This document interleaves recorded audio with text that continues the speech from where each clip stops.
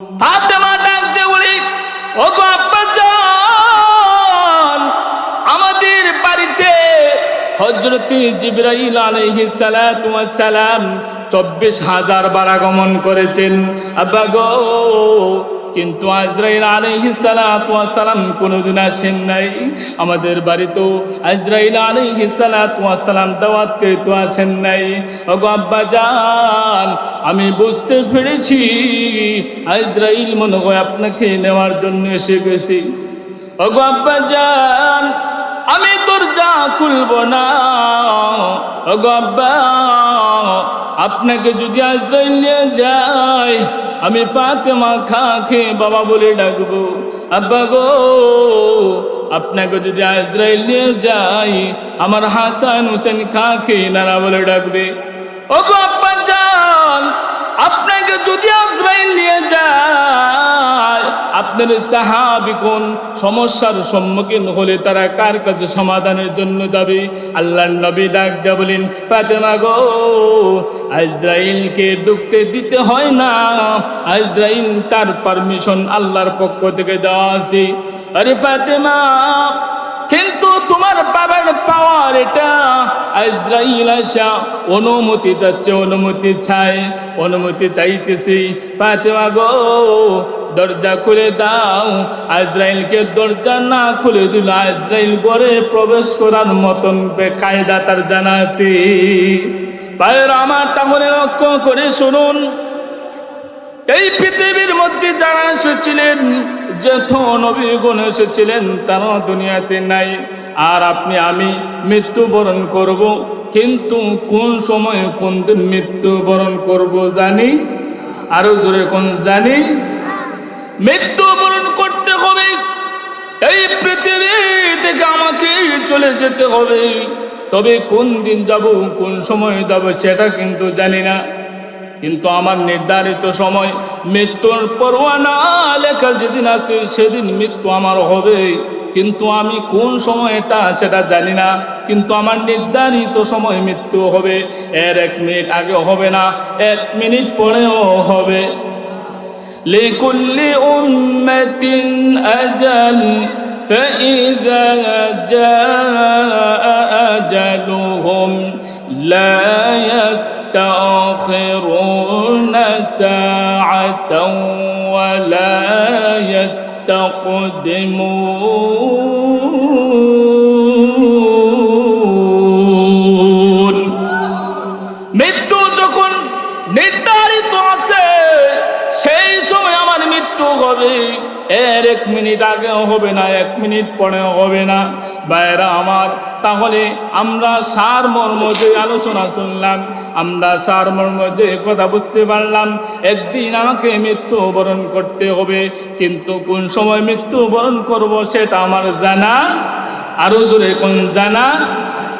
ভাইরা আমার, তাহলে লক্ষ্য করে শুনুন, এই মৃত্যুর পরোয়ানা আপনি আমার সাথে টিকে ধরে দেওয়া হয়েছে। আপনি আমার আজানও হয়ে গেছে, আপনি আমার একামত হয়ে গেছে। কথা বলেন ঠিক কিনা? আরো জোরে কোন ঠিক কিনা? যখন দুনিয়াতে আসছি, আমার ডান কানে আজান, আমার বাম কানে একামত দেওয়া হয়ে গেছে। কথা বলেন ঠিক কিনা? আচ্ছা, আজান দিলে পর নামাজ কয় মিনিট সময় থাকে? 15 মিনিট। আজানের পরে একামত দিলে আর কয় মিনিট? আর ওদের এখন 1 সেকেন্ডও থাকে না। তাহলে আমরা একামতও শেষ। কারণ ওই একামত আর ইমাম সাহেব আল্লাহু আকবার বলবেন যে এর মধ্যখান অল্প সময়টা হলো আমাদের হায়াত। আর ওদের এখন এই অল্প সময়ের হায়াত পাইয়া আমাদের বাহাদুরির শেষ নাই। কিন্তু আজরাইল যখন আমার কাছে আসবে, আমার সব বাহাদুরি একদিন মুছে ফেলে সবগুলো আমার ধ্বংস হয়ে যাবে। কথা বলেন ঠিক কিনা? ভাইরা আমার, তাহলে লক্ষ্য করে শুনুন, এই পৃথিবীর মধ্যে কেউ থাকতে পারে নাই, আমিও একদিন থাকতে পারবো না। এই পৃথিবীও ধ্বংস হয়ে যাবে। আরো যেরকম ঠিক কিনা? এই পৃথিবী একদিন থাকবে না। আমি যেমনি ভাবে থাকবো না, আপনি যেমনি ভাবে থাকবেন না, ঠিক তেমনি ভাবে পৃথিবী একদিন থাকবে না। থাকবেন কে? আরো জোরে কোন কে? কুল্লু মান আলাইহা ফান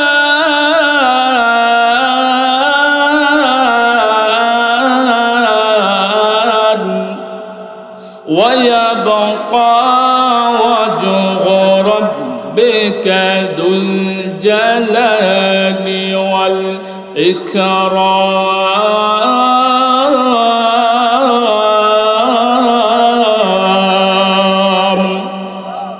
একদিন এই তাম পৃথিবী ধ্বংস হয়ে যাবে। আমাদের উপর যে আসমান দেখা যায়, আসমান একদিন ধ্বংস হয়ে যাবে। আমাদের নিচে যে জমিন দেখা যায়, জমির ধ্বংস হয়ে যাবে। তাম পৃথিবীর মধ্যে যা কিছু আছে সব একদিন ধ্বংস হয়ে চুরমার হয়ে যাবে। কথা বলেন ঠিক কিনা?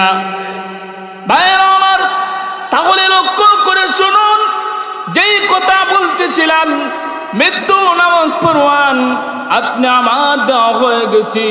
একদিন এই পৃথিবী থেকে আমাকে চলে যেতে হবে, আপনাকেও চলে যেতে হবে। আমাদের পূর্বপুরুষও চলে গেছেন, কিন্তু মৃত্যুর একটা যন্ত্রণা আছে, কষ্ট আছে। এই মৃত্যুর কষ্ট থেকে, মৃত্যুর যন্ত্রণা থেকে যদি বাঁচতে চাই, তাহলে নেক আমলের দরকার আছে না নাই? আরো জোরে কোন। এই মৃত্যু নামক পরওয়ান, এই মৃত্যু নামক সংবাদ আমরা সবাই জানি, আমরা সবাই বিশ্বাস করি। আস্তিক হোক, নাস্তিক হোক, খ্রিস্টান হোক, কাফের হোক, কুফার হোক, বেঈমান হোক, মুসলমান হোক, সবাই এটা বিশ্বাস করে। আর কিছু না হইল মৃত্যু আমাদের, আরো জোরে খান, মৃত্যু আমাদের একদিন হবে, এটা আমরা সবাই বিশ্বাস করি। এই মৃত্যুকে অস্বীকার কেউ করতে পারে নাই, কিয়ামত পর্যন্ত পারবে। আরো জোরে খান, কিয়ামত পর্যন্ত এই মৃত্যুকে কেউ অস্বীকার করতে পারবে না। কারণ মৃত্যু নামক এই পরওয়ানা সবার কাছে একদিন আসবে, কিন্তু এই মৃত্যু থেকে, এই মৃত্যুর যন্ত্রণা হবে। এই মৃত্যুর যন্ত্রণার থেকে যদি আমি আপনি বাঁচতে চাই, তাহলে নেক আমলের দরকার আছে না নাই? আরো জোরে খান। ভাইরা আমার, তাহলে লক্ষ্য করে শুনুন, এই মৃত্যু নামক পরওয়ান আপনি আমার কাছে আসবে। এই মৃত্যু নামক যে মালাকুল মউত আপনি আমার কাছে একদিন আসবে। মালাকুল মউত কাউকে ছাড়ে নাই, এমনকি এই তাম পৃথিবীর যিনি সরদার, আল্লাহ রব্বুল আলামিনের পরে যার সম্মান, আল্লাহ রব্বুল আলামিনের পরে যার ইজ্জত আর সম্মান, এই তাম পৃথিবী যার জন্য বানানো হয়েছে, এই কুল কায়নাত যার জন্য বানানো হয়েছে, সেই নবীজিও মৃত্যু বরণ করেছেন কিনা? আরো জোরে কোন। এই তাম পৃথিবী যাকে উদ্দেশ্য করে বানানো হয়েছে, শেষ নবী জনাবে মুহাম্মদুর রাসূলুল্লাহ সাল্লাল্লাহু আলাইহি ওয়াসাল্লাম এই দুনিয়া থেকে ইন্তেকাল করে গেছেন কিনা? একটা আওয়াজ দেন না, গেছেন কিনা? তাহলে আমাদের নবীও চলে গেছেন, আমাদের নবীও চলে গেছেন। উম্মতরা একদিন চলে যাবে, একে একে কিয়ামত সংঘটিত হবে। ভাইরা আমার, যেই কথা বলতেছিলাম, মরণ হবে, মরণের সময় একটা যন্ত্রণা কষ্ট হবে, কিন্তু মরণের যন্ত্রণা কষ্ট থেকে যদি বাঁচতে চাই, তাহলে আমাদের নেক আমল প্রয়োজন। ভাইরা আমার, তাহলে যেই কথা বলতেছিলাম, আমাদের নবীজিরও মৃত্যুর সময় কষ্ট হয়েছিল। ভাইরা আমার, কিতাবের মধ্যে আসছে, আল্লাহর নবী যখন ইন্তেকাল করবেন, ইন্তেকালের কয়েকদিন আগ থেকে নবীজি অসুস্থ, বিছানায় পড়ে আছেন। আল্লাহর নবী অসুস্থ অবস্থায় আছেন। হযরতে আম্মা জান আয়েশা সিদ্দিকা রাদিয়াল্লাহু তাআলা আনহা ডাক দিয়ে বলেন, পৃথিবীর মানুষেরা রে শোনো, আল্লাহর নবী মৃত্যুর কয়েকদিন আগ থেকে অসুস্থ অবস্থায় বিছানার মধ্যে পড়ে আছেন। এমন তো অবস্থায় আমি দেখি আল্লাহর নবীজির এমন অবস্থা, আল্লাহর নবীজিকে আমি সারা শরীর দেখে দিলাম। নবীজির উপরে, নবীজির গা মুবারকের উপরে একটা চাদর আমি দিয়ে দিলাম। চাদর যখন আমি দিয়ে দিলাম, এমন সময় দেখি আল্লাহর নবী একটা হাত গুছায় আর একটা হাত বের করে, আবার হাত বের করে আবার গুছায়, এরকম একটা পা গুছায় আবার পা বের করে। আমার ধারণা পাল্টে গেল আল্লাহর নবী মাসুম বেগুনাগার, আল্লাহর পরে যার ইজ্জত, আল্লাহর পরে যার সম্মান, এই নবীজির এমন অবস্থা কেন? হযরতে আম্মা জান আয়েশা সিদ্দিকা রাদিয়াল্লাহু তাআলা আনহা ডাক দিয়া বলেন, পৃথিবীর মানুষেরা রে, আমি যখন নবীজির গা মোবারক থেকে যখন আমি চাদর উঠাইলাম, চাদর উঠানোর পরে দেখে আল্লাহর নবীর গা মোবারকের এমন কোন পশম নাই যেই পশম থেকে আল্লাহর নবীর গা মোবারক থেকে গাম বের হয় নাই। ভাইরা আমার, এমন তো অবস্থায় হযরতে আয়েশা সিদ্দিকা রাদিয়াল্লাহু তাআলা আনহা ডাক দিয়া বলেন, আল্লাহর নবীর পাশে বসা ছিলেন হযরতে ফাতেমা। আল্লাহর নবী তাকে দেখেন দরজার মাঝে খেয়ে যেন পারমিশন চাই, খেয়ে যেন অনুমতি চাই, ঢুকতে চাই।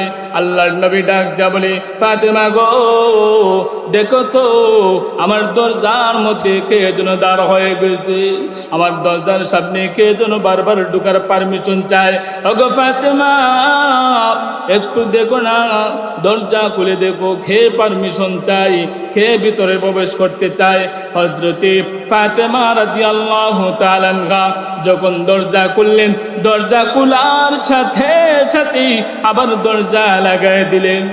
দরজা লাগাই দিয়ে ডাক দিয়া বলেন, ওগো আব্বা, আমি যখন দরজা খুললাম, দরজা খোলার সাথে সাথে এমন একজন লোককে দেখেছি যার মাথা আকাশে আসমানি আর তা পা জমিনে, তার চেহারার আকৃতি ভয়ঙ্কর, তার চক্ষুগুলো আগুনের লোকের মতন অবতীর্ণ অবস্থায়। আব্বা গো, মক্কা মদিনা আমি বহু ঘুরেছি, কিন্তু এরকম আশ্চর্য ধরনের কোনো ভয়ঙ্কর মানুষ দেখি নাই। আল্লাহর নবী ডাক দিয়ে বলে, গো ফাতেমা শোনো, তুমি যাকে দেখছো সে সাধারণ কোনো ব্যক্তি নয়, সে হলো হাযা মালাকুল মাউত। ফাতেমা ডাক দিয়ে বলি, ওগো আব্বাজান, আমাদের বাড়িতে হযরত জিবরাইল আলাইহিস সালাতু ওয়াস সালাম 24,000 বার আগমন করেছেন আব্বা গো, কিন্তু আজরাইল আলাইহিস সালাতু ওয়াস সালাম কোনোদিন আসেন নাই। আমাদের বাড়িতেও আজরাইল আলাইহিস সালাতু ওয়াস সালাম দাওয়াত খেয়ে তো আসেন নাই।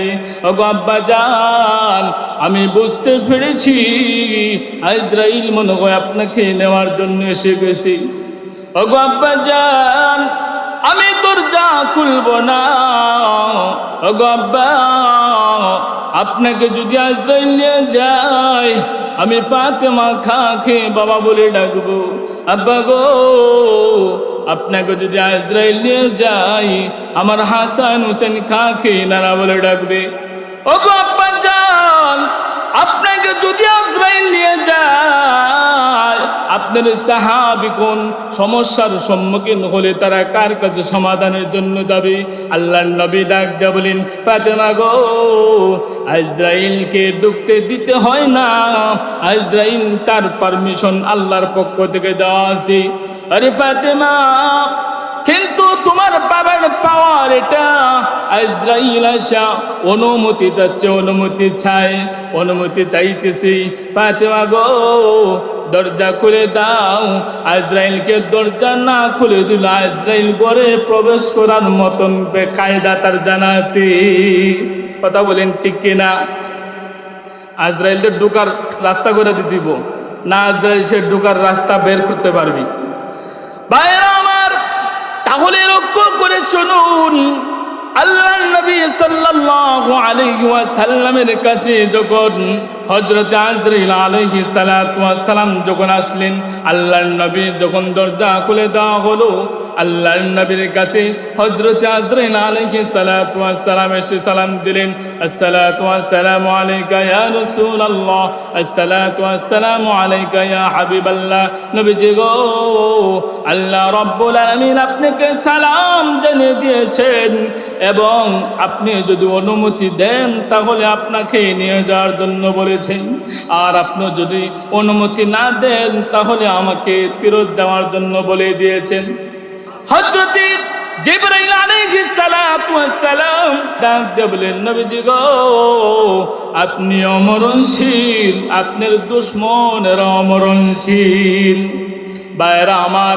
আল্লাহর নবী ডাক দিয়ে বলেন জিবরাইল তাহলে আমাকে চলেই যেতে হবে আমাকে চলে যেতে হবে আল্লাহর নবী এই মুহূর্তে চোখ দিয়ে জোর জোর করে ঝর্ণার মতন পানি চাকতেছেন জিবরাইল ডাক দিয়ে বলে ইয়া রাসূলুল্লাহ ইয়া হাবিবাল্লাহ ওগো নবীজি আপনি কেন কান্না করতেছেন আপনার তো কান্নার কোনো কারণ নাই আপনি আপনার বন্ধুর সাথে দেখা করবেন আপনার তো আনন্দের সময় আপনি কান্না করছেন কেন নবীজি গো আপনি কি ফাতেমার জন্য কান্না করেন নাকি আল্লাহর নবী ডাক দিয়ে বলেন ও জিবরাইল না না আমি আমার মা আমার মেয়ে ফাতেমার জন্য আমি কান্দি না হযরত জিবরাইল ডাক দিয়ে বলে আল্লাহর নবী গো ফাতেমার জন্য কান্না করতে হবে না কেননা আগে আল্লাহ সুসংবাদ দিয়েছেন সাইয়্যিদাতুন নিসাই